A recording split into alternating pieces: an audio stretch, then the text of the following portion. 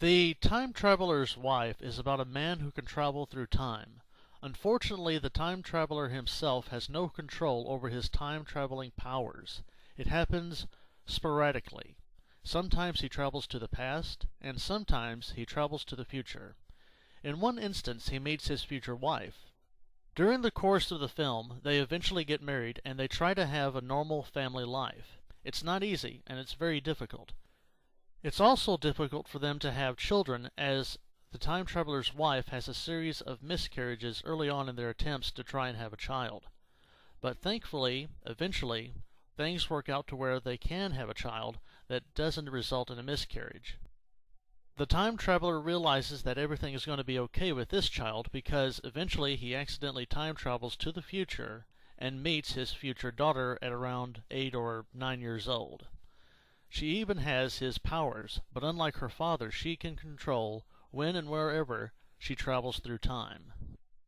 It seems finally that the time traveler will get to have some kind of a normal life, a good family life. But just when things are looking up for him, he realizes that at some future date, he will get killed. He sees it in the future. He doesn't know how exactly, he just knows that it will happen, and nothing can be done to prevent it. And so in the end of the movie, the time traveler himself dies. But his wife and child live on, and sporadically in the future after he dies, they get to meet him a few times as he accidentally travels into the future. It's kind of a hard movie to follow in that way. The time traveling rules are a little bit different than your usual time travel movie.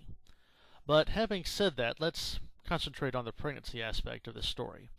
There is only one pregnancy in this entire film, and the pregnant belly effects are great, and the scenes are terrific. There are several good pregnant belly scenes in the film.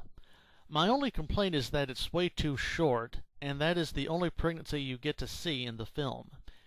The pregnancy itself does not last very long, but what you see of the pregnant belly on this actress is great, and I have seen this actress before, and I hope she plays more pregnant characters in the future. Now, I have mixed feelings about this movie. The ending is sad because the time traveler himself dies, but at least his wife and child live on, and the pregnancy is nice to see, but it's, like I said, it's all too short. I really wish that the pregnancy had been stretched out more in the film, and the pregnancy played an even greater role in the plot. But the time traveler's wife is what it is. It has some nice pregnancy scenes, but they're all too brief, and it's a sad story. So I'd recommend seeing the pregnancy scenes themselves here on YouTube, and leaving the rest of the movie alone. And with that being said, I think it's time to get right to our score. Okay, so the final score for The Time Traveler's Wife is 2 pregnant women. The pregnancy scenes themselves are great, but unfortunately they're all too brief.